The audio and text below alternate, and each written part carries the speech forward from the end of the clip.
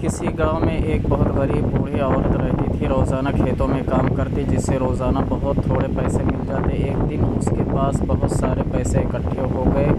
اس کو بہت بھوک لگ رہی تھی۔ اس نے سوچا بازار سے جا کر مرغی لاتی ہوں۔ سب مرغیاں بہت قیمتی تھیں۔ وہ ایک دکان پر گئی۔ اس نے دکان والے سے کہا، مجھے 200 روپے والی مرغی دے دو۔ اس آدمی نے اس گندی سی مرغی دے دی۔